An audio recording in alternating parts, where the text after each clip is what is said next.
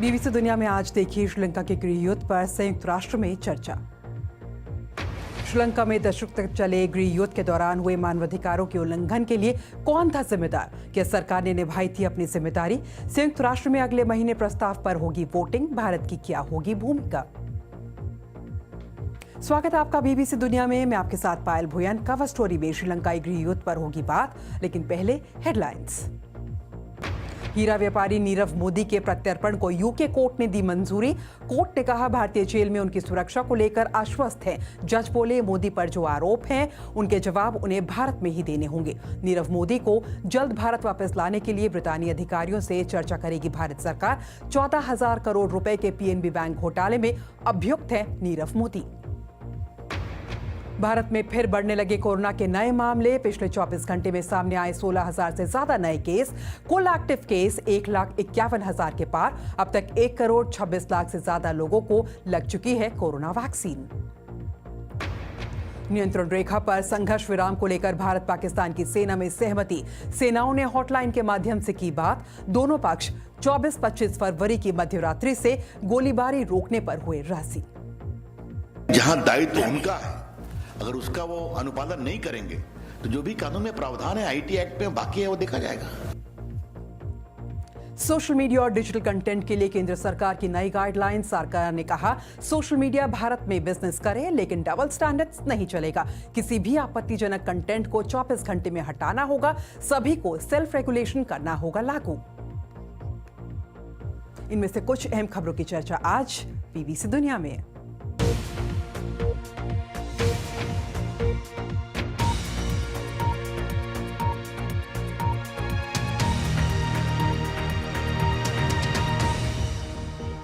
श्रीलंका भारत का पड़ोसी देश होने के साथ ही ऐतिहासिक विरासत का साझेदार भी रहा है। तमिल हित के मसले पर जब वहां गृह युद्ध छिड़ा तो भारत ने शांति सेना भेजकर वहां अमन कायम करने की कोशिश की। 12 साल पहले उस गृह युद्ध का अंत तो हो गया, लेकिन मानवाधिकार उल्लंघन को लेकर गंभीर आरोप आज भी बरकरार है। संयुक्त राष्ट्र में जब इस पर वोटिंग होगी तो भारत को भी अपना पक्ष रखना होगा। इन तमाम बातों की पड़ताल आज कवर स्टोरी में।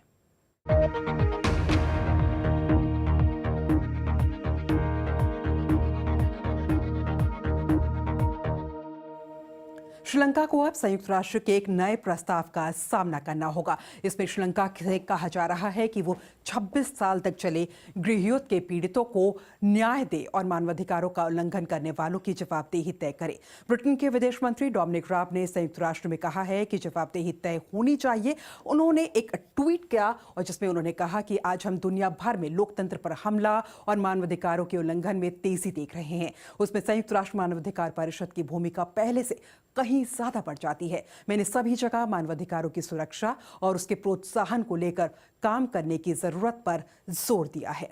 आइए पहले देख लेते हैं कि श्रीलंका में हुए संघर्ष की वजह क्या थी और ये कैसे अंजाम तक पहुंचा है। श्रीलंका में गृह युद्ध की शुरुआत हुई साल 1983 में। श्रीलंका जातीय आधार पर बंट गया था। सिंहलियों के प्रभुत्व वाली सरकार और अलग देश की मांग करने वाले तमिल विद्रोही आमने सामने आ गए थे। उनके संघर्ष में लगभग 1 लाख लोगों की मौत हो गई और करीब 20,000 लोग लापता हो गए, जिनमें ज्यादातर तमिल थे। श्रीलंका के सैनिकों और तमिल विद्रोही दोनों पर युद्ध के दौरान क्रूरता के आरोप लगे। तमिलों का कहना है कि मौजूदा सरकार सोची समझी योजना के तहत सुलह और मेलजोल बढ़ाने की प्रक्रिया को नजरअंदाज कर रहे हैं। वहीं श्रीलंका की सरकार का कहना है कि उसकी सेना ने कोई युद्ध अपराध नहीं किया है। ब्रिटेन उन देशों में शामिल है जो चाहता है कि श्रीलंका को लेकर नया प्रस्ताव लाया जाए। आइए इसके बारे में और जान लेते हैं। श्रीलंका में लगभग 3 दशकों तक भीषण गृह युद्ध चलता रहा। मई 2009 में तमिल टाइगर विद्रोहियों की हार के साथ इसका अंत हुआ। संयुक्त राष्ट्र और दूसरी एजेंसियों का अनुमान है कि इस संघर्ष में 40,000 से ज्यादा लोगों की मौत हुई, जिनमें ज्यादातर तमिल नागरिक थे। हजारों लोग लापता भी हुए। जिनके हजारों परिजन लापता हैं, वो प्रदर्शन करके कई बार जवाब मांग चुके हैं। साल 2015 में श्रीलंकाई सरकार लापता लोगों की जांच के लिए राजी हुई थी, मगर बाद में वो वादे से पीछे हट गई।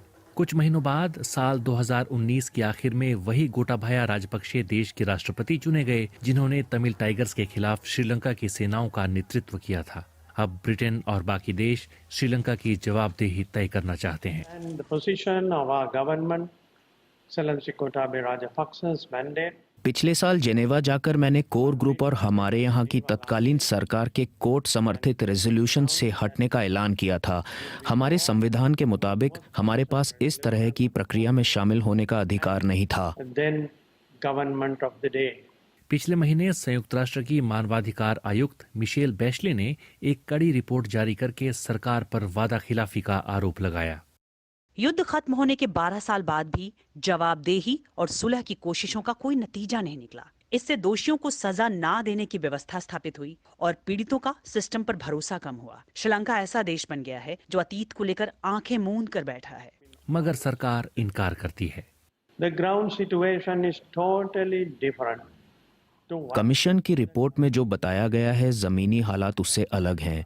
इसीलिए श्रीलंका ने दस्तावेजों, सबूतों और विस्तृत रिपोर्टों के जरिए उनसे असहमति जताई है। उनकी ड्राफ्ट रिपोर्ट का जवाब देते हुए हमने विनम्रता से कहा है कि हम आपसे सहमत नहीं हैं और इसे खारिज करते हैं। politely said that we disagree and we reject. अल्पसंख्यक तमिल, मुसलमान और ईसाई समुदाय के हजारों लोगों ने इसी महीने अपनी परेशानियों को लेकर एक रैली निकाली थी। मुसलमान नेता इस बात से नाराज हैं कि कोरोना से मरने वाले मुसलमानों के शवों को जलाया जा रहा है। उनका कहना है कि ये उनकी धार्मिक परंपरा के खिलाफ है, लेकिन सरकार अपने ऊपर लग रहे पक्षपात के आरोपों से इनकार कर रही है। आने वाले हफ्तों में संयुक्त राष्ट्र की बैठक में श्रीलंका को कड़े सवालों का सामना करना होगा। मगर श्रीलंका को किस तरह की जांच का सामना करना होगा और उसके बाद आखिर होगा क्या?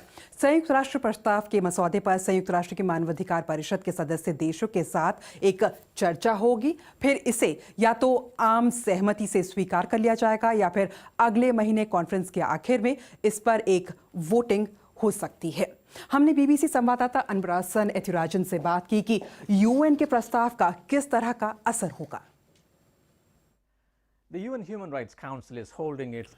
जिनेवा में संयुक्त राष्ट्र सुरक्षा परिषद का सत्र चल रहा है, जिसमें ब्रिटेन के नेतृत्व वाले कोर देश श्रीलंका पर एक प्रस्ताव लेकर आए हैं। अभी यही एक प्रस्ताव है। इसे लाने का मकसद श्रीलंका पर इस बात का दबाव बनाना है कि वो उन लोगों पर कार्रवाई करे जिन पर मई 2009 में खत्म हुए गृहयुद्ध के दौरान मानवाधिकार उल्लंघन का आरोप है। इस युद्ध में हजारों लोगों की मौत हुई थी और हजारों लापता हो गए थे। इस प्रस्ताव को लाने का मकसद ये है कि संयुक्त राष्ट्र मानवाधिकार आयुक्त अभी तक जमा किए गए सबूतों को सुरक्षित रख सकें। It can be used in any future judicial process by international community or by any other ताकि court. भविष्य में किसी भी अंतर्राष्ट्रीय समुदाय या कोर्ट में कानूनी कार्रवाई के दौरान इन्हें पेश किया जा सके। मगर तमिल नेताओं का कहना है कि ये प्रस्ताव काफी नहीं है। भले ही इसे पारित कर दिया जाए, लेकिन इससे श्रीलंका में कुछ खास नहीं होगा। वो कहते हैं कि उन्हें श्रीलंका की सरकार की ओर से अब तक की गई जांच पर भरोसा नहीं है और 12 सालों से उन्हें न्याय का इंतजार है। But the Sri Lankan government flatly rejects all these allegations and they say the international community. वो विदेशी जजों के नेतृत्व में अंतर्राष्ट्रीय जांच की मांग करते हैं, लेकिन श्रीलंका की सरकार सभी आरोपों को खारिज करते हुए कहती है कि अंतर्राष्ट्रीय समुदाय को देखना चाहिए कि 2009 में खत्म हुए गृहयुद्ध के बाद श्रीलंका कैसे आगे बढ़ चुका है और ये भी देखना चाहिए कि पिछले 10 सालों में सरकार ने जंग के दौरान लापता हुए लोगों के परिजनों को मुआवजा देने के लिए कितने कदम उठाए हैं। वो सदस्य देशों से मांग कर रही है कि इस प्रस्ताव को पारित ना करें। दूसरी तरफ भारत और चीन जैसे देश बारीकी से हालात पर नजर रख रहे हैं। ये दोनों ही श्रीलंका के करीबी हैं और उन्होंने वहां अरबों डॉलर का निवेश किया है। खासकर भारत के लिए स्थिति पेचीदा है क्योंकि तमिलनाडु के लोगों के श्रीलंका के तमिलों से करीबी रिश्ते हैं। दूसरी तरफ भारत नहीं चाहता कि वो श्रीलंका के खिलाफ वोट करे, जिससे चीन को अपना प्रभाव बढ़ाने का मौका मिले। अब सदस्य देश अगले 4 हफ्तों में इस प्रस्ताव पर चर्चा करेंगे और फिर या तो इसे आपसी सहमति से पारित कर दिया जाएगा या 22 मार्च को इस पर वोटिंग होगी। Or by a vote on the 22nd of March. एक छोटा सा ब्रेक के बाद नीरव मोदी के भारत प्रत्यर्पण को ब्रिटेन की एक अदालत ने दी मंजूरी।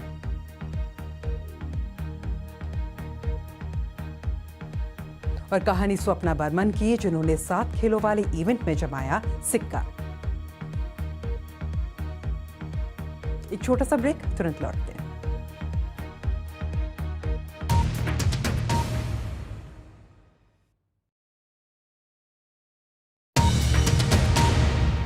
अब देख रहे हैं बीबीसी दुनिया में आपके साथ पायल भुयन। ब्रिटेन की एक अदालत ने भगौड़े हीरा व्यापारी नीरव मोदी के भारत प्रत्यर्पण को मंजूरी दे दी है।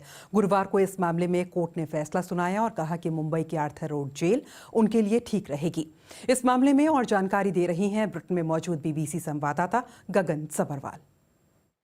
आज जैसे ही डिस्ट्रिक्ट जज सैमुअल गूजी ने अपना जजमेंट सुनाया नीरव मोदी के एक्सट्रेडिशन ट्रायल में, जिसमें उन्होंने बोला कि वो खुश है सब एविडेंसेस सुनने के बाद, देखने के बाद कि नीरव मोदी को इंडिया भेजना चाहिए। उन्होंने ये भी बोला है कि अब वो ये एक्सट्रेडिशन ऑर्डर यूके की होम सेक्रेटरी प्रीति पटेल के पास भेजेंगे। ये सुनते ही नीरव मोदी जो वीडियो लिंक के द्वारा आज के हियरिंग में प्रस्तुत हुए, उन्होंने एक काला जैकेट पहना था। वो काफी डिसअपॉइंटेड और काफी शॉक लग रहे थे, क्योंकि वो उम्मीद कर रहे थे कि आज का जजमेंट उनके फेवर में जाए। नीरव मोदी और उनके लॉयर्स आज के आउटकम के अगेंस्ट अपील कर सकते हैं। उनके पास 14 डेज का वक्त है। वो ये अपील यूके के हाई कोर्ट में सबमिट कर सकते हैं। इस हफ्ते हम भारत के अलग अलग हिस्सों से ऐसी महिला खिलाड़ियों की कहानी लेकर आ रहे हैं जिन्होंने मिसाल पेश की है। आज हम आपको मिलवाएंगे रिक्शा चलाने वाले और चाय बागान मजदूर की बेटी से, जिसने शुरुआत में मेडल के बजाय नौकरी के लिए खेलना शुरू किया था। ये कहानी है स्वप्ना बर्मन की, जिन्होंने जीवन की कई चुनौतियों को पार किया और कड़ी मेहनत करते हुए एशियन गेम्स में गोल्ड मेडल हासिल किया, वो भी ऐसे ट्रैक एंड फील्ड इवेंट में जिसमें एक नहीं बल्कि 7 खेल होते हैं। स्वप्ना बर्मन की कहानी बताती है कि अगर इरादे मजबूत हो तो आपको जीत हासिल करने से कोई नहीं रोक सकता। देखिए बीबीसी संवाददाता देवलिन रॉय और दीपक शर्मा की ये रिपोर्ट।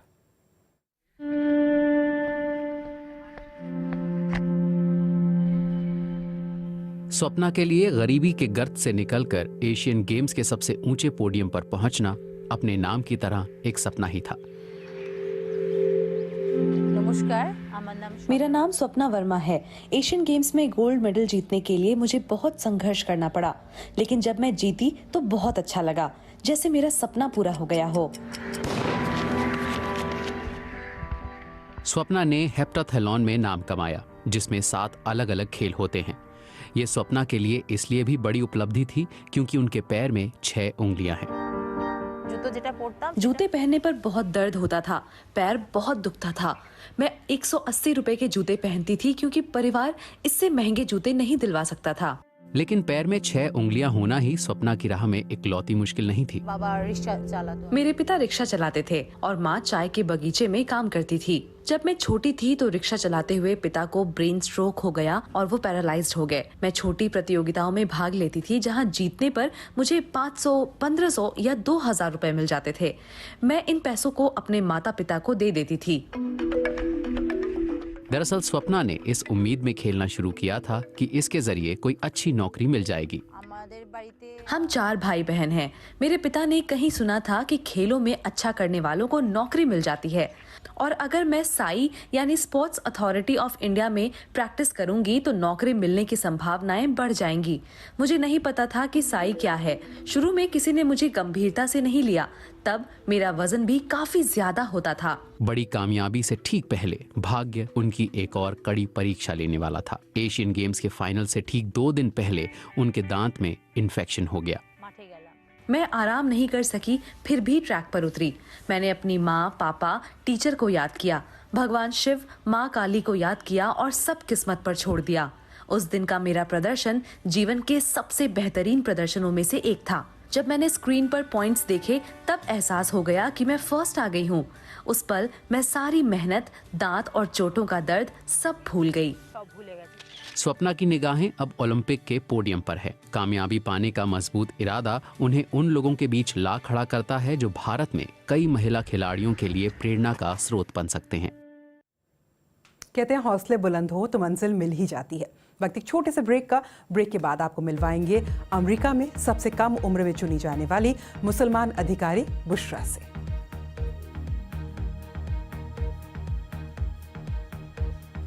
एक छोटा सा ब्रेक, तुरंत लौटते हैं।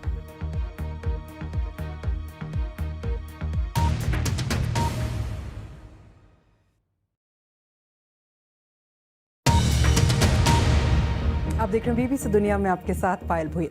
आइए अब आपको मिलवाते हैं बुशरा अमीवाला से। बुशरा 23 साल की हैं और हाल ही में अमेरिका की सबसे कम उम्र की चुनी हुई मुसलमान अधिकारी बन गई हैं।